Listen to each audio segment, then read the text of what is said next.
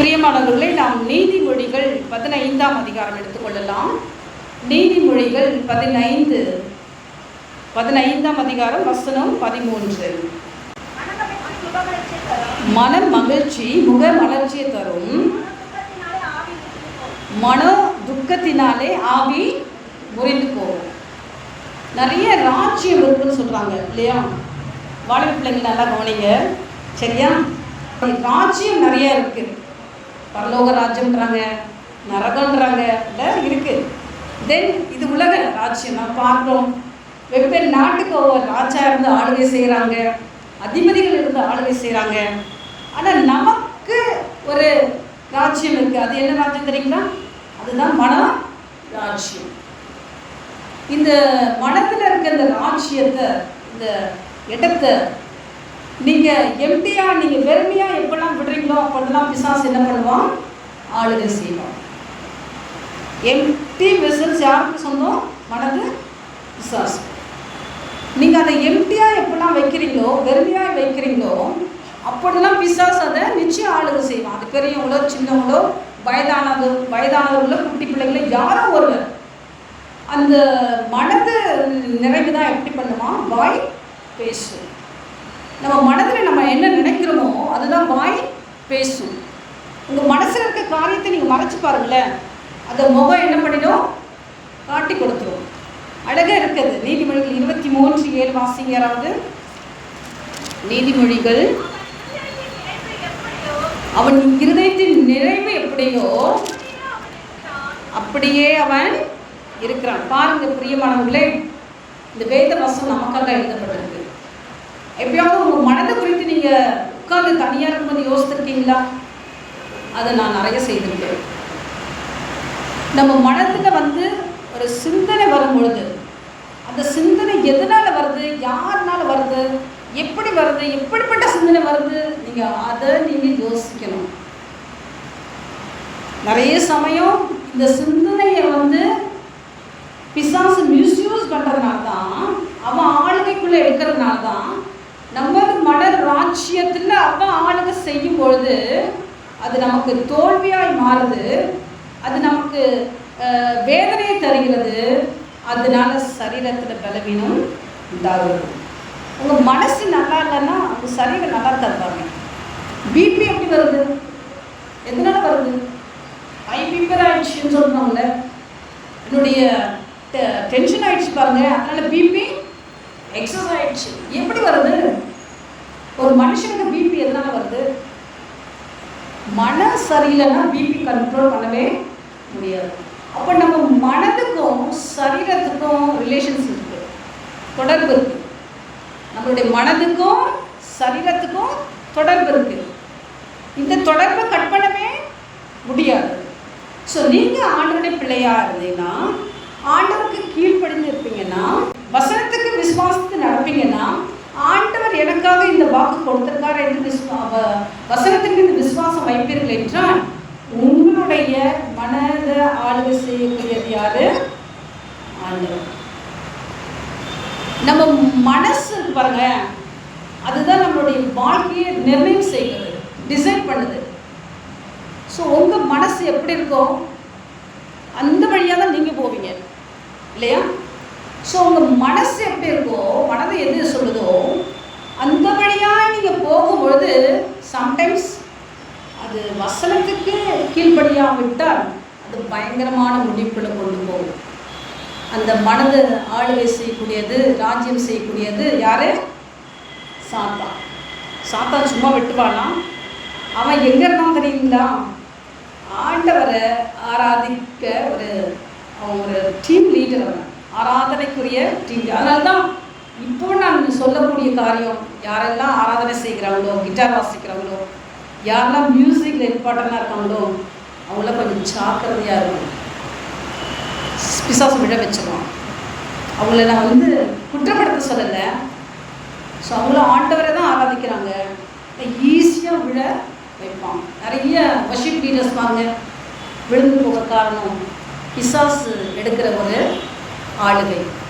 ஏன் ஆளுகை எடுக்கிறான்? எதுக்காக எடுக்கிறான்? அவங்க கொள்ளாதவங்க இல்லை. அவங்க ஏன் விழுந்து போக காரணம் என்ன? அவங்க அவங்க ஆண்டவரை ஆராதிக்கிறது அவங்க விரும்பவே இல்லை. அவங்க பாடி ஆராதிக்கும் பொழுது எத்தனை மக்கள் விடுதலை ஆகிறாங்க, ஹீலிங் ஆகிறாங்க, சுகமாகறாங்க. ஆராதனையில் விடுதலை உண்டு. நீங்கள் ஆராதிக்கும் பொழுது யாரை உயர்த்துறீங்க? ஆண்டவரை. சாத்தான் இருந்த லூசிபர் இருந்த இடத்துல நம்ம இருந்து ஆண்டவர் ஆராதிக்கும் போது சும்மா விடுவான் அவன். அதனால தான் இவ்வளோ போராட்டம் எங்கே வருது இப்போ? மனதுக்குள்ள. நம்ம மனது தெளிவாக இருந்துச்சுன்னா, வசந்தத்தினால நிரப்பப்பட்டிருந்துச்சுன்னா, சுத்திகரிக்கப்பட்டிருக்கும் என்றால் நிச்சயம் உங்கள் வாழ்க்கை ஒரு ஜெயம் உள்ள வாழ்க்கையாய் மாறும். இது ஏதோ ஒரு குறிப்பிட்ட லிமிட் ஏஜுக்கு மாத்திரம் இல்லை. இந்த மன ராஜ்யத்தை பிசாசு ஆளுகை செய்ய அவன் ஏதோ ஒரு மனதை மாத்திரம் அவன் கண்ட்ரோல் பண்ணணும்னு சொல்லவே முடியாது. ஏதோ ஒரு ஏஜ் லிமிட் மாத்திரம் இல்லைங்க, அதை தாண்டி எல்லா ஏஜையும் அவன் கண்ட்ரோல்குள்ள சூழ்நிலைக்கு ஏற்ற மாதிரி, சிச்சுவேஷன்ஸ்க்கு ஏற்ற மாதிரி அவன் கையில் எடுத்து ஆளுகை செய்ய முடியும். அதுதான் இங்கே இருக்குது. 23 நீதிமொழிகள் 23:7 வாசித்தோம். என்ன வாசித்தோம்? அவன் இருதயத்தின் நினைவு எப்படியோ அப்படியே அவன் இருக்கிறானாம். பாருங்க, அவனுடைய இருதயத்தின் நினைவு எப்படி இருக்கோ அப்படியே அவன் இருக்கான்.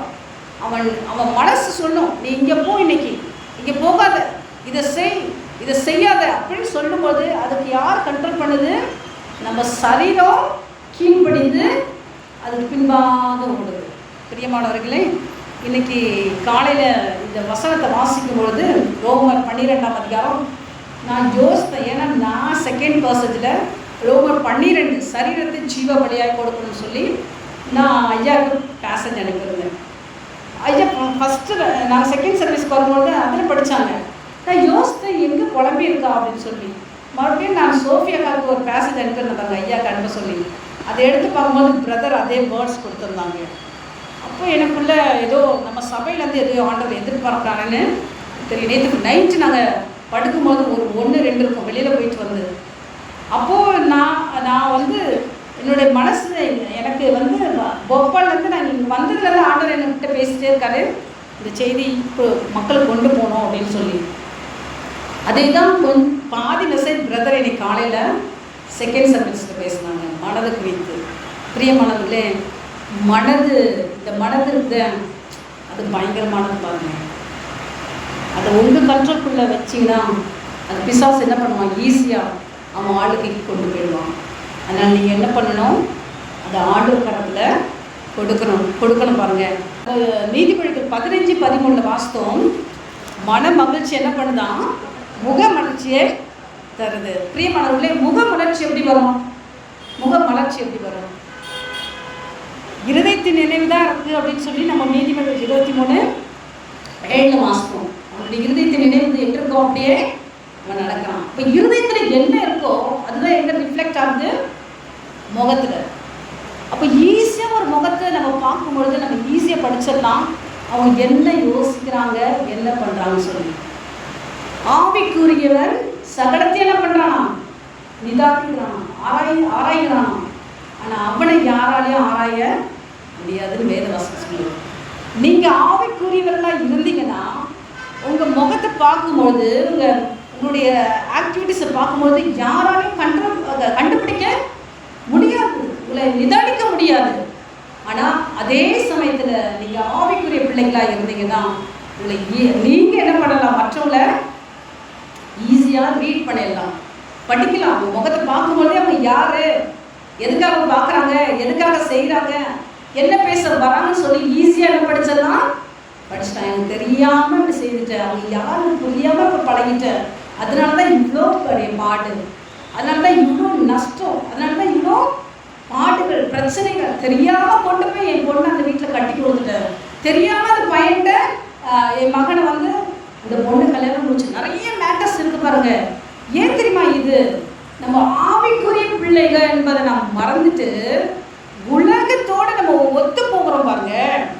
இதுதான் லைஃப், இதுதான் வாழ்க்கை, இதுதான் எனக்கு ஆண்டவர் வைத்திருக்கான்னு சொல்லி ஆண்டவர் நமக்காக வைத்திருக்க திட்டத்தை மறந்து நாம் நம்ம மனதுக்கு முக்கியத்துவம் தரும்பொழுது அங்கே மன ராஜ்யத்தில் யார் உட்காந்து ஆட்சி செய்துட்டு இருக்கான்? ஆமாம், அங்கே பரலோக ராஜ்யம் இப்படி சித்தம் நிறைவேற்றுவது போல பூலோகத்திலும் இப்படி சித்தம் சித்தம் நிறைவேறுவதாக வேதவசனம் சொல்லுது இல்லையா? அப்போ நீங்களும் நானும் பரலோகத்துக்குரிய பிள்ளைங்க தானே. அப்போ பூலோகத்தில் அப்படின்னு பரலோக ராஜ்யத்துக்குரிய சித்தம் நிறைவேற வேண்டும். அப்போ ஏன் இன்னும் நிறைவேறதில்லை? ஏன் நம்மளால ஆராய்ந்து பார்க்க முடியறதில்லை? அப்போ நம்ம வந்து வேத வசனத்தை இன்னும் சரியாக நம்ம படிக்கலை. வேத வசனத்துக்கு நம்ம முக்கியத்துவம் கொடுக்கல.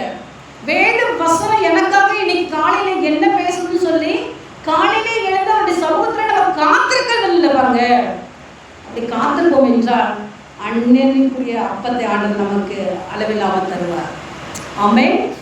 அதன்படி நம்ம வாழ நம்ம கைட் பண்ணுவார். இதை செய்யாத இதை செய், இதை பண்ணாத இதை பண்ணு, இதை பேசாத இதை பேசுன்னு சொல்லி ஆண்டவர் தெளிவாக பேசுவார். பிரியமானவர்களே, உலக மக்களுக்கும் நமக்கும் வித்தியாசம் வேணும் பாருங்க, வேணும்.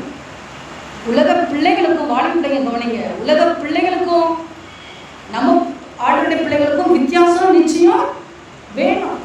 நம்மளுடைய ஆக்டிவிட்டீஸ், நம்ம பேசுகிற காரியம், நம்ம பண்ணுற காரியம் மற்றவங்க ஆண்டவர் பக்கமாக கொண்டு வர்றதுக்காக தான் ஆண்டவர் அந்த ஸ்கூலில் வச்சுருக்காரு, அந்த காலேஜில் வச்சுருக்காரு, அந்த ஒர்க்கிங் பிளேஸில் வச்சுருக்காரு, அந்த வீட்டில் வச்சுருக்காரு பாருங்க. நம்மளுடைய ஆக்டிவிட்டீஸ் ஆண்டவரை பிரியப்படுத்தக்கூடியதாக இருக்கும். நம்ம சரீரத்துக்கு முக்கியத்துவம் கொடுப்போம் என்றால், சரீரத்தை ஆளுகை செய்யும்போது பிசாசு என்ன பண்ணுவோம்? நம்ம சரீரத்தை வைத்து நம்ம வெட்கப்படுத்துவோம். புரியுதுங்களா? மற்றவங்க நம்மளை வெட்கப்படுத்தும்படிக்கு நம்ம அவமானப்படுத்துவோம் பாருங்க. ஸோ அந்த அவமானத்தை கொண்டு வர்றது யாரு? வெட்கத்தை கொண்டு வர்றது யாரு? பிசாசு. ஆண்டவர் பிள்ளைங்க நம்ம நிதானிக்க வேண்டும். ஆமென். நாம் நிதானிக்க வேண்டும். ஆண்டவருடைய வேத வசனத்தை படித்து அதன்படி வாழ முயற்சிக்க வேண்டும். ஏதோ படித்து அது கிடையாது. ஒரு சிக்கன் யாராவது அப்பா அம்மா பொறிச்சு கொடுத்தா, அந்த ஒய்ஃபு ஹஸ்பண்ட் பொறிச்சு கொடுத்தா எவ்வளோ ருசியாக சாப்பிட்றோம். இன்னைக்கு என்னவோ இதில் குறைவு இருக்குமா? ஒய்ஃபை பார்த்து கண்டிப்பாக ஹஸ்பண்ட் சொல்லுவாங்க, இதில் ஏதோ உப்பு குறைவாக இருக்குது, ரசத்தில் ஏதோ குறைவாக இருக்குது, சொல்கிறோமா இல்லையா? ஆனால் நம்ம சரீரத்துக்கு இவ்வளோ முக்கியத்துவம் கொடுக்குறோம். நம்மளுடைய உள்ளான ஆத்மா ரொம்ப ஸ்பெஷல். அதுக்கு நாம் என்ன முக்கியத்துவம் கொடுக்குறோம்? அது பலவீனப்பட்டுட்டே போச்சுன்னா பரிதாபம் நமக்கு தான். உங்கள் ஆத்மா பலவீனமாக இருந்துச்சுன்னா உங்கள் சரீரம் பலவீனமாக இருக்கும். உங்கள் ஆத்மா பலனுள்ளதாக இருந்துச்சுன்னா அது எந்த கேன்சர் வியாதியும் நீங்கள் மேற்கொள்ளக்கூடிய பலன் உங்களுக்கு உண்டாகும். ஆமென். ஆண்டவர் தருவார். அப்போ ஒரு ஆத்மா பலனடைய வேண்டும் என்றால், ஆவி பலனடைய வேண்டும் என்றால், இது வந்து ஏதோ டாக்டர் கொடுக்குற மெடிசன்னால மாத்திரம் அல்ல, அது சரீரத்துக்கு தான். ஸோ ஆவி ஆத்மாவில் நீங்கள் பலன் உள்ளவர்களாக இருக்கும்பொழுது சரீரத்திலிருந்து பலன் உண்டாகும் பாருங்க. அந்த பலன் டாக்டர் கொடுக்குற மெடிசன்னால மாத்திரம் அல்ல, தேவ வசனத்தினால பலன் உண்டாகும். ஆமென். ஆமென். எனக்கெல்லாம் ஒரு காலையில் எழுந்து ஒரு 1/2 hour தண்ணியே ஆண்டோட சமூகத்தில் வஷிப் பண்ணலன்னா அதுக்கப்புறம் தான் என் ஹஸ்பண்ட் எல்லாம் திரும்பி பார்ப்பேன். பாருங்க, காலையில் எழுந்த உடனே பண்ணுவேன் இந்த காரியம். நான் இல்லாதப்போ அவர்கிட்ட கேட்டு பாருங்க. காலையில் எழுந்த உடனே சும்மா அவரெல்லாம் பார்த்துட்டு உட்காந்துக்க மாட்டேன், வீட்டு காரியம் செய்ய மாட்டேன், என்னை ஃப்ரெஷ் பண்ணிக்கிட்டு போய் தனியாக உட்காருவேன். அன்றைக்கி நான் அதை மிஸ் பண்ணிட்டேன்னு வச்சுங்களேன், என் சரீரத்தில் இருக்க பலவீனம், நான் பார்க்குற காரியங்கள் எல்லாம் தலைக்கீழாக இருக்க மாதிரி இருக்கும். எனக்கு பலனே என்ன தெரியுங்களா? ஒரு 1/2 hour ஆண்டோட சமூகத்தில் உட்காந்து ஆண்டோட நல்லா துதிக்கிறது. ஆமென். ஸோ ஆண்டோடைய சமூகத்தில் நீங்கள் காத்திருக்கும்பொழுது நிச்சயம் உங்களுக்கு பலன் உண்டாகும். உங்கள் மனது எப்படி தெளிவாக இருக்கும். அந்த தெளிவினால் உங்கள் முகத்தில் என்ன வரும்? கலை முகத்தில் முக மலர்ச்சி உண்டாகும். நாம் எடுத்துக்கொள்வோம் என்னாகமும் 21ஆம் வசனம், 21ஆம் அதிகாரம், என்னாகமும் 21. இந்த பேசதுலேருந்து நீங்கள் செய்தி கேள்விப்பட்டிருப்பீங்களா என்னன்னு எனக்கு தெரியாது. இதை நான் படிக்கும் பொழுது ஒரு இடத்துல செய்தி கொடுக்கறதுக்காக எனக்கு இந்த பேசேஜ் கொடுத்துருந்தாங்க. என்னடா இதுலேருந்து செய்தி கொடுத்துருக்காங்க, எப்படி கொடுக்க இந்த செய்தியை அப்படின்னு யோசிச்சுட்டு இருந்தேன். எனக்கு ஆண்டவர் ஒரு டிஃப்ரெண்ட் ஆங்கிளில் இதில் என்னோட பேசினார். எனக்கு பிரயோஜனமாக இருந்துச்சு. அதுதான் உங்களோட நான் பேசுகிற இன்னைக்கு இந்த டாப்பிக்கை நான் எடுத்திருக்கேன். என்னாகும் 21ஆம் அதிகாரம், இதில் 4வது வசனம் படிங்க பார்க்கலாம். அவர்கள் ஏதோம் தேசத்தை சுற்றி போகும்படிக்கு ஓர் என்னும் மலையை விட்டு சிவந்த சமுத்திரத்தின் வழியாய் பிரயாணம் பண்ணினார்கள். வழி நிமித்தம் ஜனங்கள் மனம் மடிப்படைந்தார்கள். மனம் மடிப்படைந்தார்கள். பிரியமானவர்களே, மனம் மடிவு அப்படின்னு சொல்லும் பொழுது அங்கே மனதுக்குள்ள என்ன இருக்கு? அந்த ஒரு மாதிரி உடைந்து போன ஒரு சூழ்நிலை. மனது இன்றைக்கு இப்போ உடைஞ்சதுக்கு ஏன் உடையணும்? இஸ்ரேல் ஜனங்களுக்கு ஆண்டவர் செய்யாத அற்புதம் ஒன்றுமே கிடையாது. வித்தியாசமான ஆங்கிள் அவங்களுக்காக அற்புதம் செய்திருக்கார். அவங்களுக்காக செங்கடலை பிளந்திருக்கார். செங்கடல் பிளக்க முடியுமா? பிளந்திருக்கார். பஸ்காவை ஒன்று ஏற்படுத்தி அந்த பஸ்காவுடைய ரத்தம் யார் வீட்டெல்லாம் இருந்துச்சோ அந்த வீடுகள்லாம் சங்காரத்துவம் இல்லை, கிரியை செய்ய முடியல. அந்த ரத்தத்தின் அடையாளம் யார் வீட்டில் இல்லையோ அந்த வீட்டிலாம் மரணப்படுக்கை, ஓல சத்தம், அழகாங்க. ஐயோ என் பிள்ளை, என் குழந்தை, ஃபர்ஸ்ட் பார்ன், முதல் கனி ஃபுல்லாக அங்கே அழிக்கப்பட்டதை பார்ப்போம். எல்லாம் அழுகுறாங்க. ஃபர்ஸ்ட் குழந்தைலாம் பிறந்துச்சுன்னா அந்த வீட்டில் எவ்வளோ குஷியாக இருக்கும் தெரியுங்களா? சந்தோஷமாக இருக்கேன். ஏன் முதல் குழந்தை, செகண்ட் குழந்தை பிறக்கும் பொழுது அது கேப்பில் வந்து இது ஏற்கனவே பிறந்தது தானே அப்படின்ற ஒரு ஃபீலிங் வரும். நம்ம ஃபஸ்ட்டு வந்து பாருங்க, அது ரொம்ப வேல்யூ. சில பேர் அதை பொருத்தனை பண்ணுவாங்க ஆண்டவருக்காக, ஊழியர்களுக்காக, ஆண்டவருக்காகவே அதை கொடுத்துருவாங்க சில பேர். பிரியமானவர்களே, ஆண்டவர் விரும்புகிற காரியம் முதல் கனி. சிரிக்கிறாங்க சில பிள்ளைங்க. ஆண்டவர் என்ன எங்கள் அப்பா அம்மா கொடுத்துருவாங்களான்னு பயமா? இல்லை, முதல் கனி ஆண்டவருக்கு இல்லை, அப்படி பைபிள். சரி, இப்போ எல்லாத்தையும் கூட கொடுக்கணும். பழைய பாட்டில் இப்போது ஃபர்ஸ்ட் பார்ன் யாருக்கு? ஆண்டவருக்கு. அப்போது அந்த முதல் கனி வீட்டில் பிறந்த குழந்தைங்க மரணத்துக்கு ஓட சத்தம் கேட்குதுன்னா அந்த பெற்றோருக்கு எப்படி இருக்கும்? யோசிப்பாங்க. இந்த ரத்தம் யார் வீட்டிலையும் இல்லையோ அந்த வீட்டில் மரணம் நேரிட்டதை பார்ப்போம். பிரியமானவர்களே, ரத்தத்தில் அந்த பஸ்கா ஆட்டுக்குட்டியினுடைய ரத்தத்தின் அடையாளத்தை கண்டு சங்காரத்துதல் அப்படி அவங்க கிரியை செய்ய முடியாமல் கடந்து போனாங்கன்னு சொல்லி பார்க்குறோம். அவ்வளோ அற்புதம் செய்த செகண்ட் பார்க்குறோம். அந்த செங்கடல் பிளக்குது. அவங்க எங்கெல்லாம் கடந்து செல்றாங்களோ அவங்க கூட என்ன போகுதான்? மேகஸ்தம்பம், அக்கினி ஸ்தம்பம். ஒரு நாள் சந்திர கிரகணம், சூரிய கிரகணம் வரப்போகுதுன்னா எவ்வளோ சயின்டிஸ்ட்டுங்க, எவ்வளோ நியூஸ் பேப்பர், எவ்வளோ மீடியா அந்த காரியம் பேசிகிட்டே இருக்காங்க. ஆனால் இஸ்ரவேல் ஜனங்க கூட என்ன இருந்துதான்? மேகஸ்தம்பமும் அக்கினி ஸ்தம்பம். இன்னைக்கு காலையில் நான் எழுந்த உடனே பயங்கர மழை அடிக்குது, இடிக்குது, அப்படி சத்தம். பிரதர் ஒரு பக்கம் கொஞ்சம் ஜோம் பண்ணிட்டு இருந்தாங்க, பண்ணியிருப்பாங்க நான் நினைக்கிறேன். நானும் கொஞ்சம் ஜோம் பண்ணேன். எப்படி இருந்தீங்களா? எலியா மழையை நிறுத்தினா இல்லைப்பா, எங்கள் சத்தத்தை கேளுங்க, கொஞ்சம் எங்களுக்காக மழையை நிற்பாட்டுங்கன்னு சொல்லிட்டு கதவை திறந்து பார்த்தா அப்படியே ஸ்லோவாக அதை பார்க்க முடிஞ்சிச்சு. மேகத்தை பார்க்கும்போது இன்னைக்கு இந்த மழை விடாது தான் யோசித்தோம். ஆண்டவர் நம்மளோட ஜபத்துக்கு பதிலளிக்கிற தெய்வம். ஆமென். நம்ம ஜோம் பண்ணால் ரியலாகவே மன உடைந்து ஆண்டோடைய சமூகத்தில் ஜெபித்தா அது பதிலளிப்பார். இல்லைன்னு சொல்லாதீங்க. நான் ஜெபித்து கொண்டே இருக்கேன்னு சொல்லாதீங்க. விசுவாசத்தோட நீங்கள் முழங்கால் படிட்டு கருத்தாக எரியாய் போல ஜெபிப்பீர்கள் என்றால் உங்கள் ஜபத்துக்கு கண்டிப்பாக பதில் உண்டு. பிரியமானவர்களே, இந்த இஸ்ரவேல் ஜனங்க கூட இருந்த காரியம் என்னது? மேகஸ்தம்பமும் அக்கினி ஸ்தம்பமும் இருக்கு. அவ்வளோ பெரிய காரியங்களை ஆண்டவர் செய்துட்டு இருக்காரு. அவங்களுக்காக காடைகளை கொடுத்துருக்காரு, மண்ணாவை கொடுத்துருக்காங்க, கிளைமேட்டை சேஞ்ச் பண்ணுறாரு. அவங்களுக்கு உடுத்திருக்காங்கள உடை படைசே ஆகலை. பாருங்க எவ்வளோ சூப்பர்ல. நமக்கு இப்போ ஆர்டர் கொடுத்தாருன்னா நிறைய செலவு மிச்சமாயிட்டு பாருங்க.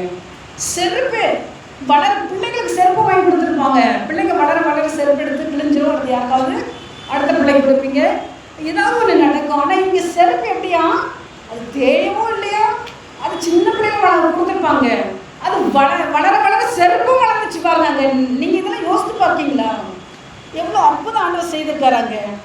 அற்புதம் பயங்கரமாக செய்திருக்காரு. ஆனால் இங்கே என்ன சொல்கிறாங்க இஸ்ரவேல் ஜனங்க?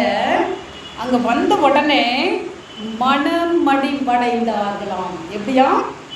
மனமடைவு. பிரியமானவர்களே, இந்த மனமடிவு எப்போது வருது தெரியுங்களா? ஆண்டவர் உங்களுக்கு செய்த நன்மைகளை நீங்கள் மறந்துட்டீங்கன்னா உங்கள் மனசுக்கு உடையும். எப்பெல்லாம் நீங்கள் ஆண்டவர் செய்த நன்மைகளை மறந்து போகிறீங்களோ அப்பொழுது உங்கள் மனது எப்படி ஆகுது? இருதயம் உடைஞ்சிடும். எனக்கு இருதயம் உடஞ்சிச்சு பாருங்கிறது. அவங்க பேசுகிற வார்த்தை, அவங்க செய்த வார்த்தை, செய்த செயல், அவங்க என்னோட நடந்துக்கிட்ட விதம் மனம் உடஞ்சிச்சுன்னு சொல்கிற பாருங்க. ஸோ அந்த மற்றவங்க உங்களை ஹர்ட் பண்ண, உங்களை துக்கப்படுத்தும் பொழுது கூட அவங்க மனது உடையக்கூடாது. ஏன் தெரியுங்களா? தாவீது ராஜா சொல்கிறாரு, சீமை அவர் விரோதமாக பேசும்போது அத்தை பேச வைக்கிறாரு, அதனால் பேசுகிறாங்க, லீவ் இட். அதே ஆள் அவங்ககிட்ட வந்து மன்னிப்பு கேட்குறத பார்க்குறோம். பிரியமானவர்களே, மனது உடையுது எப்போ தெரியுங்களா? கர்த்தர் செய்ததை நீங்கள் மறக்கும் பொழுது மனம் மடிப்படையும். இஸ்ரவேல் ஜனங்கள் செய்திருக்காங்க. உங்கள் மனசு எப்பயாவது வேதனைப்படுதுன்னா அது காரணம் என்ன தெரியுங்களா? உங்கள் லைஃப்பை நீங்கள் இன்னும் பின்னாடி திரும்பி பார்த்து இதெல்லாம் ஆண்டவர் எனக்கு செய்திருக்கான்னு சொல்லி நீங்கள் நன்றி சொல்லாமல் எப்போ இருக்கிறீங்களோ அப்போது உங்கள் மனது என்ன ஆகும்? உடையும். நான் வந்து ஒரு மீட்டிங் போயிருந்தேன், ஏற்கனவே சொல்லியிருந்தேன்னா என்னன்னு தெரியல. லாஸ்ட் இயர் நானும் பிரதரும் ஒரு மீட்டிங் போயிருந்தோம் கெல்லிஸில். அந்த மீட்டிங் முடிஞ்ச உடனே ஒரு ஆன்டி எங்களை வந்து மீட் பண்ணாங்க. அவங்க எங்கேருந்து வந்திருக்காங்க அப்படின்னு சொன்னால், அவங்க அடையாளம் வந்து பஸ்ஸை பிடிச்சி வந்திருக்காங்க. அந்த வீடு தெரியாது, அந்த வீட்டில் நடக்கிற மீட்டிங் என்ன மீட்டிங் தெரியாது. ஆண்டவர் சொன்னாராம், ஒரு அட்ரஸை காட்டி இந்த வீட்டுக்கு நீங்கள் போங்கன்னு சொல்லியிருக்காங்க. அவங்க ஒரு பெரிய ஒரு கேன்சர் வியாதிக்கு மருந்து கண்டுபிடிக்கிற ஒரு ஒரு ஒரு பையனுடைய அம்மா. அவங்க அடையாறில் இருக்காங்க. அவங்க அந்த மீட்டிங் வந்திருக்காங்க பாருங்கள். ஆண்டவர் எங்களை மீட் பண்ண அனுப்பிவிட்டுருக்காங்க. நாங்கள் ஸ்பீக்கர் அங்கே. நாங்கள் அன்றைக்கி போய் மீட்டிங்லாம் முடிஞ்ச உடனே எங்களை வந்து பார்த்து பேசினாங்க. தயவுசெய்து கொஞ்சம் வீட்டுக்கு வந்துட்டு போங்க, உங்கள்கிட்ட ஆர்டர் சில காரியங்களை சொல்கிறாரு. நான் எங்களுக்கு யாருமே தெரியாது. சரி அட்ரஸ் கொடுங்கன்னு சொல்லி நாங்கள் என்ன பண்ணோம், பஸ்ஸை பிடிச்சி அவங்களுக்கு பஸ் நம்பர்லாம் காட்டி நடக்கிற மீட்டிங்க்கு அனுப்பிவிட்ட ஆண்டவர் எங்களை அங்கே போக சொன்னதுனால நாங்கள் என்னமா போனோம், பஸ்ஸை பிடிச்சி அவங்க வீடை தேடி அவங்க வீட்டுக்கு போனால் வீட்டில் யாரும் இல்லை. பெரிய பங்களா, அந்த வீட்டுக்குள்ளே தனியாக இருக்காங்க அடையாருங்க. நான் வீட்டுக்குள்ளே போனாலே எங்கள் வீட்டில் ஃபோன் வருது, தயவுசெய்து யாரும் இல்லாத வீட்டுக்கு போகாத வந்துருன்னு சொல்கிறாங்க. பயந்துட்டவங்க. நானும் பிரதரும் போனோம். நைட் ஆகிடுச்சு. நைட்டு கொஞ்ச நேரம் வெயிட் பண்ணுறோம். அதுக்கப்புறம் வந்தாங்க பாருங்க. 11 இருக்கும் 12 இருக்கும். வீடு திறந்துருக்கு. வீட்டுக்குள்ளே போய் உட்காந்தாச்சு. நாங்கள் உட்காந்துருக்கோம். அவங்க வருவாங்கன்னு பார்த்தோம். அப்புறமா லேட்டாக வந்து ஒரே ஒரு வார்த்தை சொன்னாங்க, உங்கள்கிட்ட ஆண்டவர் சொல்கிறாரு, என்னெல்லாம் ஆண்டவர் உங்களுக்காக நன்மை செய்கிறாரோ அது ஒரு நோட்டில் எழுதி வைங்க, டேட்டு போடு. உங்களுக்கு எப்பெல்லாம் வேதனை வருதோ துன்பம் வருதோ அப்போல்லாம் நீங்கள் என்ன பண்ணணும், அந்த டைரி எடுத்து திரும்பி பாருங்க. இதை ஆண்டவர் உங்கள்கிட்ட சொல்கிறாரு. உங்களுக்கு அங்கே ரூம் இருக்குது, இப்போ படுத்து தூங்குங்க. அன்றைக்கி நைட்டு எங்களுக்கு சாப்பாடு கூட தரல பாருங்க. ஆமாம், நாங்கள் அந்த ரூமில் போய் படுத்துருந்தோம். எங்களுக்கு ஒரு ஹார்ட் பீட் பட்டுன்னு அடிக்குது. ஏன்னா யாருன்னு தெரியாது. அவங்கள யாராவது கொலை பண்ணி போட்டால் கூட எங்கள் மேலே தான் பழி வரும் பாருங்க. நாங்கள் எங்கள் வீட்டிலேருந்து ஃபோன் வருது, கிளம்பி வந்துட்டு ஆட்டோ பிடிச்சி வருதுன்னு சொல்கிறாங்க. நாங்கள் சிம்பிளாக ஜோம் பண்ணி விட்டுட்டு நைட்டு போய் படுத்தோம். காலையில் எழுப்பி நாங்கள் 2 பேரும் ஒரே ஒரு சொந்த ஆண்டி நாங்கள் போயிட்டு வரோம்னு சொன்னாங்க. நீங்கள் கிளம்பி நீங்கள் ரெடி ஆகிட்டீங்கன்னா போயிட்டு வந்துங்க போங்க அப்படின்னு சொல்லிட்டாங்க. நாங்கள் படிக்க வந்தோம். ஸ்லைட்டாக கதவு மாத்திரம் மூடிட்டு போவோம். நாங்கள் மூடிட்டு வந்தோம். பிரியமானவர்களே, இதெல்லாம் நடக்கிற விஷயமா நம்ம யோசித்து பாருங்களேன். யாரோ ஒருத்தர் எங்களுக்காக ஆண்டவர் அனுப்பி அந்த வீட்டில் நாங்கள் காலையில் பிரேக்ஃபாஸ்ட் இல்லாமல் நைட்டில் சாப்பாடு இல்லாமல் ஏற்றுக்கொள்ளக்கூடிய மனப்பக்கம் வந்துச்சு. ஆனால் எங்களுக்கு ஆண்டவர் சொல்கிறாரு, நீங்கள் ஆண்டவர் செய்ததை என்ன பண்ணணும், டேட்டை போட்டு டைரியில் எழுதி வைங்க. அதை நீங்கள் என்ன பண்ணுங்க, உங்களுக்கு பிரச்சனை வரும்போது சோர்வு வரும்போது எடுத்து படிங்க. அப்போ ஆண்டவர் செய்தது நமக்கு எப்படியா இருக்கும், பூஸ்ட் ஸ்ட்ரென்த் கிடைக்கும். பிரியமானவர்களே, மனம் மட்டிவு எப்போ வருதான், ஆண்டவர் செய்த நன்மைகளை மறக்கும் போது. 5ஆம் வசனம் வாசிங்க. ஜனங்கள் தேவனுக்கும் மோசேக்கும் விரோதமாக பேசி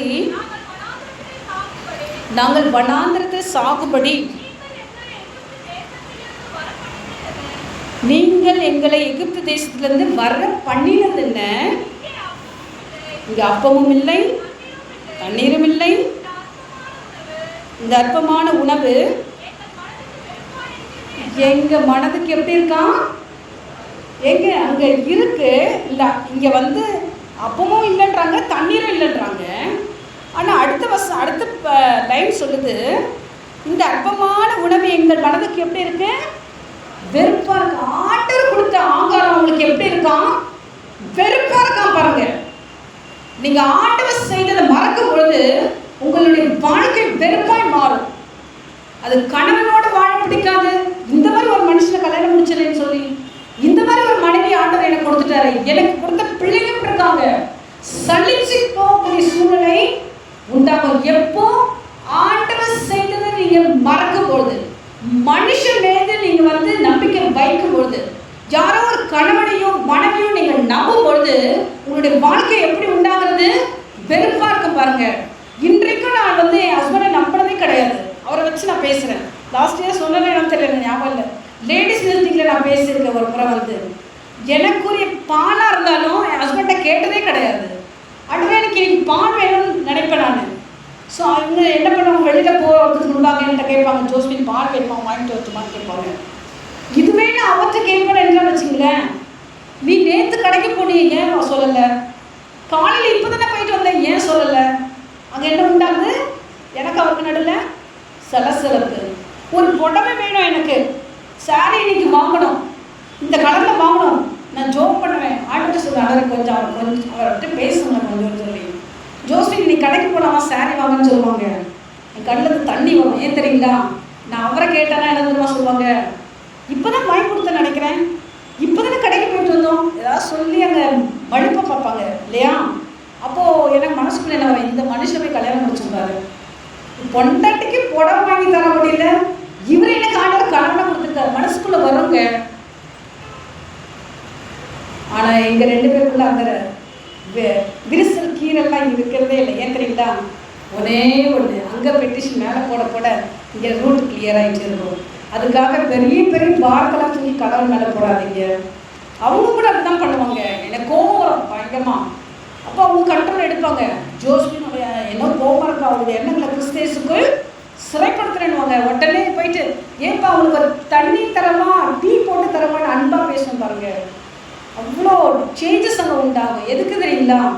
நம் மனதுக்குள்ள சலசலப்பு, அந்த விரிசல், இல்லை இந்த மாதிரி ஒரு கணவன், இந்த மாதிரி ஒரு வெறுப்பை கொண்டு வர்றது யார் தெரியுங்களா? பிசாசுடைய வேலை. ஆண்டவர் நம்ம கொடுத்துருக்க கணவனாக இருக்கட்டும் மனைவியாக இருக்கட்டும், அது டேங்க் பண்ணி நம்ம ஏற்றுக்கொள்ளும் பொழுது அவங்க தான் உங்களுக்கு ஒரு ராஜா போல பார்ப்பாங்க, ராணி போல இருப்பீங்க. நீங்கள் வெறுப்பு எப்போ வருதோ அப்போ அன்பாக நேசிக்கிற ஒரு கணவனாக இருந்தாலும், நல்லா சமைச்சு கொடுக்குற ஒரு மனைவியாக இருந்தாலும், அது ஏற்றுக்கொள்ளக்கூடிய இருதயம் இருக்கவே இருக்காது. பிரியமானவர்களே, வெறுப்பு எப்போ வரும்? ஆண்டவர் செய்ததை நீங்கள் மறப்பீங்கன்னா அது எந்த ஆசீர்வாதமாக இருந்தாலும் உங்களுக்கு வெறுப்பாய் தோன்றும். அது எந்த சூழ்நிலையாக இருந்தாலும் வெறுப்பாக இருக்கும். பாருங்கள், இங்கே என்ன சொல்கிறாங்க, இந்த அற்பமான உணவு என்னத்துக்கு எங்களுக்குன்னு கேட்குறாங்க. இவைகள் எங்களுக்கு மனதுக்கு எப்படி இருக்கான்? வெறுப்பாக இருக்குது. பிரியமானவர்களே, மனம் மடிவு எப்போ உண்டாகிறது? ஆண்டவர் செய்த நன்மைகளை மறக்கும் பொழுது. மனம் அந்த வெறுப்பு எப்போ வருது என்றால், ஆண்டவர் கொடுத்துக்கிறத தேங்க் பண்ணி நீங்கள் ஏற்றுக்கொள்ளாவிட்டால் உங்களுக்கு அங்கே மனதுக்குள்ள சலசலப்பு உண்டாகும். அது ஈவன் வாலிப பிள்ளைங்க, அது ஒரு ஜாப் விஷயமாக கூட இருக்கலாம், பார்ட்னர் லைஃப் பார்ட்னராக இருக்கலாம், ஒரு என்ன விஷயமா இருந்தாலும் அது ஆண்டவர் கொடுத்துருக்காரு என்றால் இது எனக்காக தந்தது, அது தேங்க் பண்ணி நம்ம ஏற்றுக்கொள்ளும் பொழுது அது சிம்பிளாக இருந்தாலும் ஆண்டவர் பெஸ்ட்டாகி மாற்றி தருவார். ஆமே, அவரால் மாற்ற முடியும். ஆனால் உங்கள் மனதுக்குள்ளே என்ன வரக்கூடாது? வெறுப்பும் மனமடிவும் வரக்கூடாது. இங்கே 6வது வசனம் வாசிங்க சிஸ்டர். அப்பொழுது கர்த்தர் கொள்ளிவாய் சர்ப்பங்களை ஜனங்களுக்குள்ளே அனுப்பினார், அவைகள் ஜனங்களை கடித்ததினால் இஸ்ரவேலுக்குள்ளே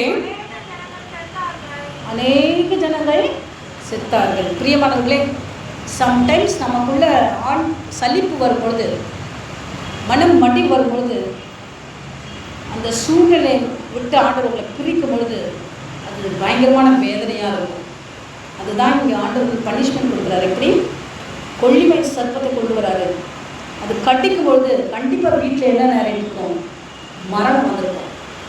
ஆண்டவர் உங்களுக்கு கொடுத்துருக்க நல்ல பெஸ்டான காரியங்களை நீங்கள் தேங்க் பண்ணி ஏற்றுக்கொள்ளாவிட்டால் அங்கே முறுமுறுக்கும் போது நீங்கள் நன்மைகளை இழந்து போவீங்க.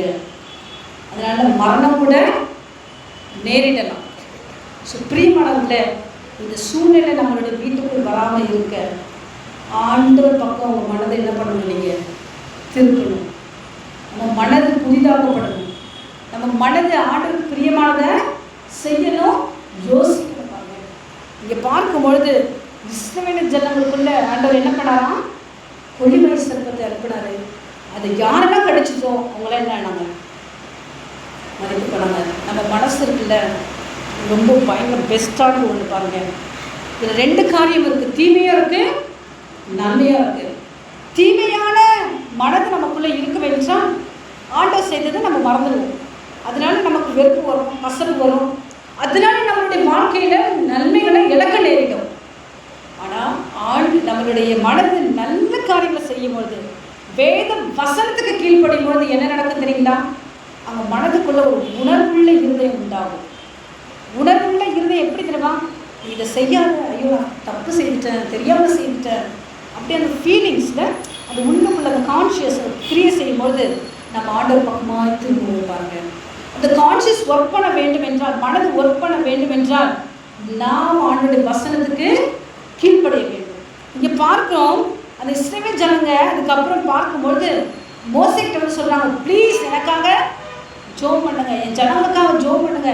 இது சர்ப்பம் எங்களை கட்டிச்சதுனால நாங்கள் செத்துட்ருக்கோம், நாங்கள் பிழைக்க வேண்டும் சொல்லி அவங்க வேண்டிக் கொள்றதுனால, அந்த வேண்டிக் கொள்ளும்போது ஒரு வேர்ட் யூஸ் பண்ணுறாங்க, உமக்கும் ஆண்டவருக்கு விரோதமாக நாங்கள் செயல்பட்டுருக்கோம், பேசியிருக்கோம், இல்லை மன்னிங்கன்னு சொல்லி கேட்கும்போது ஆண்டவர் அப்போ தான் வெண்கல சர்ப்பத்தை உண்டாக்கி மோசேக்கிட்ட சொல்கிறார், தூக்கி பிடிங்க, யாரெல்லாம் பார்க்குறாங்களோ அவங்கெல்லாம் என்ன ஆகட்டும்? விடுதலை ஆகட்டும், பிழைத்து கொள்ளட்டும்னு சொன்னார். பிரியமானவர்களே, வெண்கல சர்ப்பம் ஆண்டவர் செய்யறதுனால அங்கே நான் ஆதியாகமத்திலிருந்து பார்த்துட்டே இருக்கேன். ஆண்டவர் வந்து கொஞ்சம் டிஃப்ரெண்ட்டான காரியங்கள் அவருடைய பிள்ளைகள் நடுவில் செய்துட்டே இருக்காங்க. அப்போ செய்தது இப்போ செய்கிறது அப்படிலாம் இல்லை, ஒரு வித்தியாசமான காரியம். உங்களுக்கு செய்தது தான் எனக்கு செய்யணும்னு அவசியம் கிடையாது. ஆண்டவரால் எதையும் செய்ய முடியும் என்பதை நிரூபிக்கிறதுக்காக டிஃப்ரெண்ட் ஆங்கிள், டிஃப்ரெண்ட் வழியில் ஆண்டவர் கிரியை செய்யறத பார்க்குறோம். இங்கே கொடிமலை சர்ப்பத்தை ஆண்டவர் என்ன பண்ணுறாரு? தூக்கி பிடிங்க அப்படின்னு சொல்கிறாரு. யாரெல்லாம் நோக்கி பார்க்காங்களோ அவங்க பிழைத்து கொண்டாங்க. ஆமென். அங்கே என்ன வந்துச்சு தெரியுங்களா? அவங்களுக்கு ஒரு உணர்வுள்ள இருதயம். நம்ம கிறிஸ்தவங்களுக்கு உணர்வுள்ள இருதயம் வேணும். இன்னைக்கு நான் செய்தி கொடுக்குறேன்னா, இந்த சிஸ்டர் கொடுக்கல, ஆண்டவர் பேசுகிறாருன்னு சொல்லி ஏற்றுக்கொள்ளணும். அதான் உணர்வுள்ள இருதயத்துக்கு முதல் ஸ்டெப்பு அடையாளம். பாஸ்டர் பேசுகிறாங்களா, இன்னைக்கு ஐயா பேசுகிறாங்க, இதுலேருந்து ஏதோ ஒரு வார்த்தை, ஐயா இல்லை, ஐயா வாயிலிருந்து வர வார்த்தை ஆண்டவருடைய வார்த்தைன்னு சொல்லி அதை காத்திருந்து ஏற்றுக்கொள்ளும் பொழுது அந்த வார்த்தை நம்மளுக்கு பெரிய செய்ய நம்ம விட்டு கொடுக்கும்போது அந்த பெரிய காரியங்களை ஆண்டவர் செய்ய முடியும். அதான் உணர்வுள்ள இருதயம். யாருக்குள்ள உணர்வுள்ள இருதயம் இருக்கோ அவங்க கன்ஃபர்ஸ் பண்ணுவாங்க. பாருங்கள், எனக்குள்ள உணர்வுள்ள இருதயம் இருந்துச்சுன்னா நான் என்ன பண்ணுவேன்? கன்ஃபர்ஸ் பண்ணுவேன். ஆண்டவரே நான் செய்தது தப்பு, என் ஹஸ்பண்ட்டை போய் சொல்வேன், நான் இன்னைக்கு செய்துட்டேன்ப்பா, தெரியாமல் செய்துட்டேன், நான் மன்னிச்சுங்கன்னு சொல்லி. ஸோ அதில் வந்து ஈகோ வரணும்னு அவசியம் கிடையாது, ஏற்றுத்தாழ்வு வரணும்னு சொல்லி அவசியம் இல்லை. இங்கே இஸ்ரவேல் ஜனங்க போய் மோசேக்கிட்ட சொல்கிறாங்க, உமக்கும் ஆண்டவருக்கும் விரோதமாக பேசிட்டோம், செய்துட்டோம், எங்களை மன்னிங்கன்னு சொல்லி கேட்குறாங்க. பாருங்க, உணர்வுள்ள இருதயம். அந்த உணர்வுள்ள இருதயம் நமக்குள்ள வரும் பொழுது நம்ம கன்ஃபர்ஸ் பண்ணுவோம். என்ன பண்ணுவோம்? கன்ஃபர்ஸ் உண்டாகும், அறிக்கை பண்ணுவோம், நான் செய்தது தப்பு, தெரியாமல் செய்துட்டேன். அடுத்தது நமக்கு ஆண்டவர் கொடுக்கிறது அங்கே என்ன தெரியுங்களா? அதுதான் யோவான் 3ஆம் அதிகாரத்தில் வாசிக்கிறோம். நித்திய ஜீவனை 3ஆம் அதிகாரம் 14-16 வரை வாசிக்கும் போது இந்த வெண்கல சர்ப்பத்தை உயர்த்தி பிடித்தது போல மனுஷகுமாரன் நமக்காக எங்கே உயர்த்தப்படும் போது, சிலுவையில் உயர்த்தப்படும் போது அது யாரெல்லாம் நோக்கி பார்க்குறாங்களோ அவங்களுக்கெல்லாம் நித்திய ஜீவன் உண்டு. ஆமென். உங்களுக்கும் எனக்கும் நித்திய ஜீவன் வேண்டும் என்றால், நிரந்தர ஆசீர்வாதம் வேண்டும் என்றால், மனது தெளிவாய் மாற வேண்டும் என்றால், மனம் மடிவிலிருந்து வெளியில் வர வேண்டும் என்றால், மனக்கசப்பு மாற வேண்டும் என்றால் அந்த உணர்வுள்ள இருதயம் வேணும். அந்த உணர்வுள்ள இருதயம் நமக்கு எப்போ கிடைக்குதோ அப்போ நம்ம என்ன பண்ணுவோம்? கன்ஃபர்ஸ் பண்ணுவோம், அறிக்கை பண்ணுவோம். அறிக்கை பண்ணும் பொழுது அங்கே வர ரிசல்ட் தான் நித்திய ஜீவனுக்குரிய ஆசீர்வாதம். சரீரத்துக்கு மாத்திரம் இல்லை, ஆவி ஆத்மாவுடைய விடுதலை உண்டாகும். ஆமென். இங்க மோசே காலத்துல அவங்க எதுல இருந்து விடுதலை பெற்றுக்கொண்டாங்க? சரீர மரணத்துல இருந்து விடுதலை பெற்றுக்கொண்டாங்க. இங்க புதிய ஏற்பாட்டில் பார்க்கிறோம், இயேசு கிறிஸ்துவை நோக்கி பார்த்தவங்க மரணம் ஆவியிலிருந்து ஆத்மாவோட ஏற்படுத்த மரணத்திலிருந்து விடுதலை பெற்றுக்கொண்டாங்க. பிரியமானவர்களே, நம்ம மனது புதிதாக்கப்பட வேண்டும். நம்ம மனது மறுரூபமாக்கப்பட வேண்டும். பாருங்க, ரோமர் 12ஆம் அதிகாரத்தை எடுத்துக்கொள்வோம். ரோமர் 12 2வது வசனம் யாராவது வாசிங்க.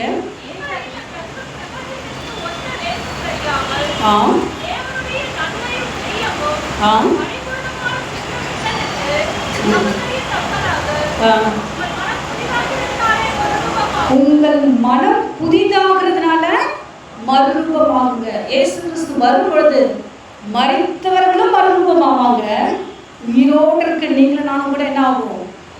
மறுரூபமாகும். இப்ப நம்ம சரீரம் இது மறுரூபமாக வேண்டும் என்றால் இந்த உலகத்துல மாத்திரமல்ல, இம்மைக்குரிய நன்மைகள் நமக்கு உண்டு. ஆமென். நம்ம மனது மறுரூபமானாதான் நம்ம சரீரம் மரித்த பின்பும் மறுரூபமாகும். ஆமென். நம்ம மனது இங்க மறுரூபமாகலைன்னா ஆண்டவர் வரும்பொழுது நம்ம சரீரம் மறுரூபமாகாது. பிரியமானவர்களே, நம்ம மனது ரொம்ப இம்பார்ட்டன்ட். பாருங்க, அதுல மன ராஜ்யத்துல ராஜ்யம் செய்கிற உங்க மன ராஜ்யத்தை ஆளுகை செய்கிறது யாரு? நீங்க உங்களுக்கு தெரியும். உங்களுக்கு தெரியும். அப்படி தெரியலன்னா நீங்க யார் நான் சொல்லவா? நீங்க ஒரு சுகர் பேஷண்ட். ஒத்துக்கிறீங்களா? சக்கரை வியாதி வந்திருக்குல்ல, அவங்களுக்கு அடிபட்டுச்சுன்னா வலிக்காது. எங்கள் தாத்தா இருந்தாங்க, அவங்க 79 இருந்தாங்க. நான் குட்டி பிள்ளை. அப்போ அவங்களுக்கு சுகர். அப்போ அவங்க இந்த காலில் அடிபட்டுது.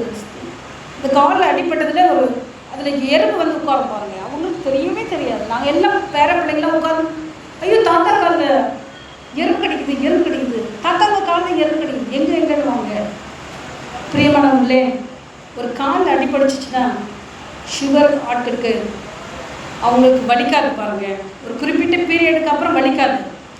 அது அந்த அடிப்பட்ட இடத்துல மறந்து போச்சுன்னா நீங்கள் எத்தனை முறை இப்போ எங்கே இடித்தாலும் அது என்ன நகராது, வலிக்கவே வலிக்காது. உங்களுக்குள்ள அந்த சென்ஸ், நான் சுகர் கூட சொல்கிறேன், சிம்பிளாக சொல்கிறேன், உங்கள் கை காலம் ஏதோ மறந்து போயிடுச்சுன்னா எங்கேயாவது போய் இடிச்சிச்சுன்னா உங்களுக்கு வலிக்காது. அதில் அடிப்பட்டு ரத்தம் வந்தாலும் உங்களுக்கு வலிக்கவே வலிக்காது. அப்போ மறத்து போன ஒரு இருதயம் உங்களுக்குள்ள இருக்கும் என்றால் அது எந்த ஊழியக்கார அபிஷேகம் பண்ணப்பட்டவர்கள் இருந்தாலும் மனம் புதிதாகவே ஆகாது. உங்களால் ஏற்றுக்கொள்ள முடியாது. மறத்து போய் நம்ம பாவம் செய்யும் பொழுது அதுதான் செத்த மனசாட்சின்னு சொல்கிறோம். அந்த செத்து போன மனசாட்சி இருந்தால் நம்ம தப்பு செய்வோம், நமக்கு கூட கொஞ்சம் ஃபீலிங் இருக்கும், ஆனாலும் செய்துட்டே இருப்போம். ஒருவேளை போய் பேசலாம், திருடலாம், அப்பா அம்மாவுக்கு காரியங்களை மறைக்கக்கூடியதாக இருக்கலாம், அல்லது தேவையில்லாத வழியில் போயிட்டுருக்கலாம், ஹஸ்பண்டுக்கு தெரியாத மனைவிக்கு தெரியாத சில தப்பு செய்யலாம், அல்லது என்ன விஷயம் இருக்கட்டும்ங்க, வேத வசனத்துக்கு புறம்பான காரியம் எல்லாமே பாவம். ஒரு மனுஷன் இல்லாத இடத்துல ஒரு ஆளை குறித்து பேசுறீங்கன்னா அது அக்கிரமம்.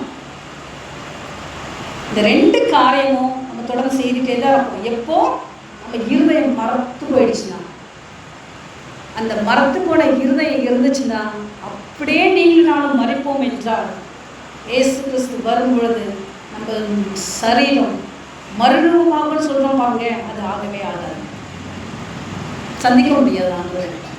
அல்லது உயிரோடு இருக்க நாமும் அவரை சந்திப்போம் என்றால் இந்த மறுரூபம், நமது மனது மறுரூபமானதான் நம்ம சரீரமும் மறுரூபமாகும். மறத்து போன இருதயம் உங்களுக்குள்ள இருந்துச்சுன்னா இயேசு கிறிஸ்து இப்போ வருவார் என்றால் அவரை மீட் பண்ணவே முடியாது. நீங்கள் இங்கே உட்காந்து பேசுறீங்க பாருங்க, ஆராதிக்கிறீங்க பாருங்க, இல்லை சத்தியம் கேட்குறீங்க பாருங்க, எல்லாம் ஜீரோ, வேஸ்ட். நீங்களும் நானும் அந்த தெருவில் போயிட்டு இருக்காங்க போன அந்நிய மக்கள், அவர்களும் ஒன்று தான். இப்போ நம்ம எதுக்காக இங்கே வந்து இவ்வளோ கூடி உட்காந்துட்ருக்கோம்? இப்போ நம்ம மனது என்ன ஆகணும்? மறுரூபமாக விட்டு கொடுக்கணும். அதற்கு என்ன வேணும்? உணர்வுள்ள இருதயம் வேணும். அப்போ உணர்வுள்ள இருதயம் வேணும் என்றால் ஆண்டவர் பேசுவதற்கு நீங்கள் நாம் விட்டு கொடுக்கணும். ஆமென். ஆண்டவர் என்கிட்ட பேசிட்டு இருக்காரு, இப்போ பேசிட்டு இருக்காரு. பிரியமானவர்களே, நிறைய சரீரத்தில் பலவீனம் ஏற்பட காரணம் என்ன தெரியுங்களா? மனம். இந்த மனம் சரியாயிடுச்சுன்னா நம்ம பலவீனங்கள் மாற்றப்படும். நம்புறீங்களா? இன்னைக்கு உங்களுடைய சரீரத்தை ஆண்டவர் அற்புதம் செய்வார். நீங்கள் விசுவாசிக்கிறீர்களா? ஈவன் அது டாக்டரால் ரிஜெக்டட் ஆன ஒரு கேசஸாக இருந்தால் கூட இன்னைக்கு ஆண்டவர் உங்களுக்கு அற்புதம் செய்வார். விசுவாசிக்கிறீங்களா? உங்கள் மனம் புதிதாக விட்டுக் கொடுங்க. உங்கள் மனதை இம்பார்ட்டன்ட். அநேக எதுவும் இழந்த போது கூட நம்ம சம்டைம்ஸ் உட்கார்ந்துருக்கோம். ஏன்? நம்ம மனதுக்குள்ளே இன்னும் ஆண்டவர் செய்த நன்மைகளை நினைத்து துதிக்க முடியாத சாத்தானுடைய இந்த ராஜ்யத்துக்கு நீங்கள் நாம் சிறையாக்கப்பட்டிருக்கோம். அந்த சிறையிருக்குள்ளே போவோம் என்றால் ஆண்டவர் துதிக்கவே முடியாது. ஆண்டவர் துதிக்காவிட்டால் அங்கே ஒரு கிரியும் நடக்காது. ஆண்டவர் எங்கே உயர்த்துறமோ அந்த இடத்துல ஆண்டவர் உலாவி வருகிறது இல்லை. அவர் உலாவி வரும்பொழுது தகப்பனாக பிள்ளையோட தேவை சந்திப்பார். ஆமென். தகப்பனாக பிள்ளைகளுடைய தேவைகளை சந்திப்பார். அவர் விசுவாசிக்கிறீங்களா? கண்களை மூடுவோம், ஆண்டவர் நோக்கி பார்ப்போம். உங்கள் மனதை இம்பார்ட்டன்ங்க. எத்தனையோ சரீரத்துக்கு நம்ம என்னென்னவோ சோப்பு போடுறோம், என்னென்னவோ நல்ல வாசனை திரவியங்களை கொடுக்குறோம். இந்த பவுடர் போட்டால் நான் ஃபேராகுவேன், நான் அழகாவேன், தலைக்கு இதை போட்டால் ஷாம்பு, எல்லாம் என்னென்னவோ நம்ம மாற்றிக்கிட்டே இருக்கோம். மனதுக்காக நம்ம என்ன முயற்சி எடுக்கிறோம்? இப்போ உங்கள் மனதை ஆளுகை செய்கிறது என்ன? பிரியமானவர்களே, உங்கள் மனது புதிதாகிறதுனால நீங்கள் என்ன பண்ணுமா? மறுரூபம். நீங்கள் உங்கள் மனது புதிதாகிறதுக்காக ஆண்டவர் சொல்றாரு, மனம் திரும்புதல் சொல்றாரு. இயேசு கிறிஸ்துவும் ஜான் தி பேப்டிஸ்டும் சொன்ன வார்த்தை தெரியுமா? மனம் திரும்புதல். மனம் திரும்புதல். ஆண்டவர் பகவான் நீங்களும் நான் திரும்ப வேண்டும். நான் திரும்புகிறேன் அப்படின்னு நீங்கள் சொல்வீர்கள் என்றால், இன்னும் செத்த மனசாட்சியோடு நீங்கள் வாழ்ந்தீர்கள் என்றால், இந்த சரீரம் எழுவாத ஒரு பள்ளத்தாக்கில் கிடைக்கும் பாருங்க. அந்த நிலைமை நமக்கு வரக்கூடாது. ஆண்டவர்கிட்ட சொல்லுங்க, ஆண்டவரே என் மனதை உன்னை கற்றுள்ளாக தரேன். சொல்ல முடியுமா? என் எண்ணங்களை கிறிஸ்தேசுக்குள் சிறைப்படுத்த நம்ம மனது ஆண்டவருக்கு பிரியமாய் வாழ வேண்டும் என்றால் 2 கொரிந்தியர் 10ஆம் அதிகாரம் 5வது வசனத்தில் ஒரு வசனம் இருக்கு. எந்த எண்ணத்தையும் கிறிஸ்தேசுக்குள் சிறைப்படுத்தும். பிரியமானவர்களே, உங்கள் மனது யாருக்குரியது? இப்போ உங்கள் இருதயம் யாருக்கு இப்போ இருக்கு? நீங்கள் யாருடையவர்கள்? நீங்கள் கிறிஸ்துவுடையவர்கள் என்றால் தேவனுக்கு நீங்கள் பிரியமானதை செய்ய முடியும். பிரியமானவர்களே, இன்னைக்கு ஆண்டவர் உங்ககிட்ட எதிர்பார்க்க காரியம் வேற ஒன்றுமே இல்லை. உங்கள் மனதுக்குள்ள ஒரு இடம், அவரை ஆளுகை செய்கிற மனமே டிஃப்ரெண்ட்டாக இருக்கும் பாருங்க. அதனுடைய முக மலர்ச்சியை நம்ம முகத்தில் பார்க்க முடியும். அதனுடைய முக அழகை நம்ம முகத்தில் பார்க்க முடியும். இருதயத்தில் உங்கள் இருதயத்தில் தேவன் ஆளுகை செய்வார் என்றால் அந்த முகத்தை அந்த உங்களுடைய மனதை யாராலையும் ரீட் பண்ண முடியாது பாருங்க. உங்கள் முகத்தை அவங்க கண்டு யாரும் இவங்க துக்கத்தில் இருக்காங்க, இவங்க வேதனை இருக்காங்க சொல்ல முடியாது பாருங்க. அப்போ ஆண்டவர்களை ஆளுகை செய்ய உங்கள் மனதை விட்டு கொடுங்க. நிச்சயமாகவே என் மனது ஆண்டவருக்கு சொந்தமாக தரேன். என்னுடைய மன ராஜ்யத்தில் ஆண்டவர் ஆளுகை செய்ய என்னுடைய மனம் மறுரூபமாக விட்டு கொடுக்குற சொல்லுங்க. நீங்கள் உட்கார்ந்துருக்க இடத்துல நீங்கள் எழுந்து நேற்றுங்க, உங்களுக்காக நான் ஜெபம் பண்ண போகிறேன். மனம் சரிதானா உங்களுடைய சரீரம் சரியாகும் பாருங்க. உங்கள் சரீரம் சரியாகனா உங்கள் குடும்பம் சரியாகும். உங்கள் குடும்பம் சரியா என்றால் நிச்சயம் முக மலர்ச்சி ஒரு முகத்தில் பார்க்க முடியும். என் மனசு, இந்த இருதயம், என் மனதை நான் ஆண்டவருடைய கஞ்சக்குள்ளே தரேன்னு சொல்லுவாங்க. உங்கள் இடத்துல இடமே நிற்கலாம். ஆண்டவர்கிட்ட கொடுங்க உங்கள் மனதை. இதை நம்ம வேற யாரோ ஒரு பாய் ஃப்ரெண்டுக்கிட்டையும் கேர்ள் ஃப்ரெண்டோ அல்லது அப்பா கிட்டேயும் அம்மா கிட்டேயும் கொடுப்போம் என்றால் அவங்க விருப்பம் நம்மளை நிறைவேறும். அவர்கள் எப்படி வாழ சொல்கிறாங்களோ அப்படி நம்ம வாழ்ந்துருவோம். சம்டைம்ஸ் அவர்கள் ஆவிக்குரிய மக்களாக இல்லாத இருப்பார்கள் என்றால் அவங்க கண்ட்ரோல் எடுப்பாங்க பாருங்க. உங்கள் மனது யாருக்கு சொந்தமாகணும்? ஆண்டவருக்கு சொல்லுங்க. வாய்க்கில் தர சொல்லுங்க, ஆண்டவரே வலது கரத்தை ஆண்டவர் பக்கமாக உயர்த்துங்க, பரலோகத்துக்கு வானத்துக்கு நேரம் உயர்த்துங்க. ஆண்டவர்கிட்ட சொல்லுங்க, ஆண்டவரே இந்த மனது புதிதாக நான் விட்டு கொடுக்குறேன்னு சொல்லுங்க. என் மனதுக்குள்ள நீர் ஆளுகை செய்யுங்கன்னு சொல்லுங்க. இந்த மனது உமக்குரியதுன்னு சொல்லுங்க. இதனால் ஏற்படுகிற சிந்தை, செயல், கிரியை எல்லாம் உண்மை ரிஃப்ளெக்ட் பண்ணக்கூடியதா என் மனதை மறுரூபமாக விட்டு கொடுக்கிறேன்னு சொல்லுங்க. ஆளுகை செய்கிற தேவன் சொல்லுங்க, ஆண்டவரே என் மனதை நீங்க ஆளுகை செய்யுங்க, என் சிந்தனையை நீர் ஆளுகை செய்யுங்க, என்னுடைய இருதயத்தை நீங்க ஆளுகை செய்யுங்க, என் சரீரத்தை நீங்க ஆளுகை செய்யுங்க. நான் ஜீவ பலியா இப்படி கண்ட்ரோல்குள்ள தரேன்னு சொல்லுங்க, என்னை அர்ப்பணிக்கின்றேன்னு சொல்லுங்க. ஹல்லேலூயா, ஹல்லேலூயா. கர்த்தாவே, நீ நல்ல ஒரு பிள்ளைகளுடைய இருதயத்தை நீர் அறிந்திருக்கிறீர் சுவாமி, மனதை நீர் அறிந்திருக்கிறீரப்பா. இவர்களுக்குள்ள இருக்க மனம் மடிவு என்னன்னு தெரியுமா நமக்கு? இவர்கள் எந்த காரியத்துல மன வெறுப்பா இருக்கிறார்கள் என்று தெரியும். ஆனாலும் உன்னுடைய கண்ட்ரோலுக்குள்ளாக என் மனதை தருகிறேன் என்று சொன்னாங்க பாப்பா. ஒவ்வொரு இருதயத்தையும் நீர் உமது ஆளுகைக்குள்ள எடுக்க நாங்கள் செபிக்கிறோம் சுவாமி. உமது ஆளுகைக்குள்ள நீர் எடுப்பீராக. உமது ராஜ்யம் அங்கு வருவதாக. உம்முடைய சித்தம் பரலோகத்தில் செயல்படுவது போல உம்முடைய அடவை சித்தம் உமது பிள்ளைகளான இவருடைய இருதயத்தில் எங்கள் மனதில் செயல்பட நாங்கள் விட்டுக் கொடுக்கிறோம் அப்பா. இந்த மனதினால யாரெல்லாம் பாதிக்கப்பட்டு கர்த்தாவே இரவில் தூங்க முடியாம கலக்கத்தோடு கர்த்தாவே தன்னுடைய நேரத்தை வீணடித்துக் கொண்டிருக்கார்களோ, உங்களுடைய இருதயத்தில் ஒரு அமைதியை கர்த்தர் இந்த நாளில் தர வேண்டுமா ஜெபிக்கிறோம். யாரெல்லாம் இந்த மனதில் வேதனையா இருப்பதனால சரீரத்தில் பாடுகளை அனுபவித்துக் கொண்டிருக்கிறார்களோ, அவருடைய சரீரத்தில் இருக்கிற அந்த பாடுகள் இருந்து கர்த்தரின் விடுதலை தர வேண்டுமா ஜெபிக்கிறோம். கர்த்தாவே நீர் ஆளுகை எடுப்பீராக. இந்த ஆலயத்தை இந்த சபையை நீர் ஆளுகைக்குள்ள கொண்டு வருகிறோம்மா. நீர் ஆளுகை செய்யுங்க. போதகரை நீர் ஆளுகை செய்யுங்க சுவாமி. உங்க குடும்பத்தை நீர் ஆளுகை செய்யுங்க.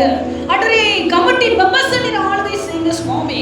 இங்க வந்திருக்க அந்த பிள்ளைகள் ஒவ்வொருவரையும் கர்த்தர் நீர் ஆளுகை செய்ய வேண்டுமா ஜெபிக்கிறோம். இவருடைய இருதயத்தில் நீர் ஆளுகை செய்வதனால இவர்களுடைய மனது மறுரூபமாக கர்த்தாவை விட்டு கொடுத்ததுனால இவர்கள் மனது ஆரோக்கியம் உண்டாகுவதாகப்பா. ஒரு பிள்ளைகளுக்குள்ள உணர்வுள்ள இருதயம் வந்ததுனால கர்த்தாவே தங்களுடைய பாவங்களை அறிக்கை செய்து இந்த இடத்துல விட்டு விட்டதுனால கர்த்தாவே இவருடைய மனது மறுரூபமாகிறதுனால கர்த்தாவே இவருடைய வாழ்க்கையில் ஒரு டர்னிங் பாயிண்ட், ஒரு திருப்புமுனை, இவர்கள் இதுவரை கண்டிராத ஒரு ஆசீர்வாதத்தை இவருடைய சரீரத்திலையும் இவருடைய குடும்பங்களுக்குள்ள இவங்க கிரியைகளுக்குள்ள கர்த்தரை தர வேண்டுமா ஜெபிக்கிறோம்.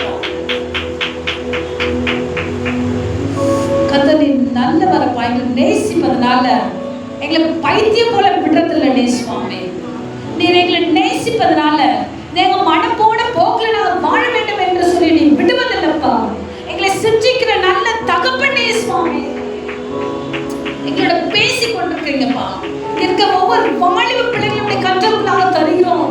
தங்களுடைய செல்கின்றதான பாதை என்ன என்பதை அறிந்து கொள்ள எங்களுடைய எண்ணங்களை கிறிஸ்தேசுக்கு நாங்கள் சிறைப்படுத்திக்கிறோம் ஐயா.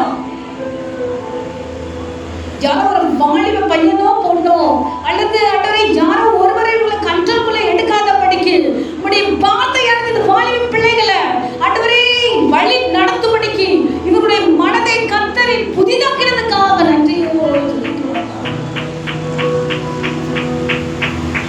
ஒரு பிள்ளைகள் யாராவது பலவீனத்தை சுமந்து இங்க வந்திருப்பார்கள் என்றால் நசரேயனாகிய இயேசு கிறிஸ்துவின் நாமத்தினால, தாவீதின் குமாரனுடைய நாமத்தினால கர்த்தர் நீருடைய சரீரத்தில் எந்த பார்ட்ஸ்ல எந்த பாகத்துல இவர்கள் பலவீனங்களை சுமந்து துடித்து கொண்டிருக்கார்களோ, வேதனையோடு இருக்கார்களோ, இப்போதே அந்த பகுதி சுகமாவதாக என்று கட்டளையிடுகிறோம் இயேசுவின் நாமத்தினால. கடவுள் பாரத்தோடு யாராவது வந்திருப்பார்கள் என்றால் விடுதலை ஆவார்களாகப்பா. அந்த கடனை திருப்பி கொடுக்க திராணி தாங்க சுவாமி. இவர்கள் கொழுமையானதை சாப்பிட்டு இல்லாதவர்களுக்கு பங்குகளை கொண்டு போகும்படிக்கு இவருடைய களஞ்சியங்களை கர்த்தர் நீர் ஆசீர்வதிக்க வேண்டுமா ஜெபிக்கிறோம். கர்த்தர் நீர் தேவைகளை சந்திக்க சுவாமி. கர்த்தாவே மறுபடியும் இந்த சபையை கட்டி கொண்டிருக்கும் பொழுது உங்களுடைய எல்லா தேவைகளையும் பரத்திலிருந்து சந்திக்க வேண்டுமா ஜெபிக்கிறோம். பலவானுடைய கரத்திலிருந்து நீர் ஆண்டவரே பலனுள்ளதை கொண்டு வருவீராக. இப்படி தூதர்களை இந்த மத்தியான வேளையில நாங்கள் அனுப்பி விடுகிறோம் சுவாமி. சபை நிறைவாக கட்டப்பட்டபடிக்கு எங்களிடத்தில் நன்மைகளை கொண்டு வர வேண்டுமோ, அது கடலை கடந்ததா இருந்தாலும் இந்த மத்தியான வேளையில நாங்கள் கட்டளையிடுகிறோம் இயேசுவின் நாமத்தினால. தூதர்கள் அதை நன்மையாய் கொண்டு வந்து சபைக்குள்ள சேர்க்கும்படிக்கு நாங்கள் ஜெபிக்கிறோம் அப்பா. கர்த்தர் நீர் எங்களுக்காக நன்மைகளை செய்து கொண்டிருக்கபடியா நன்றியோடு துதிக்கிறோம். நீங்க ஒவ்வொரு மனதையும் சிலுவண்டலை தாழ்த்திக்கிறோம், பெருமையாக்குறோம். நீங்க ஒருவரே மகிமைப்படுவீராக. சகல துதி கன மகிமையும் ஒருவருக்கே செலுத்துகிறோம். மீட்பர் இயேசு கிறிஸ்துவின் மூலம் ஜெபத்தை ஏறெடுக்கிறோம் நல்ல பிதாவே.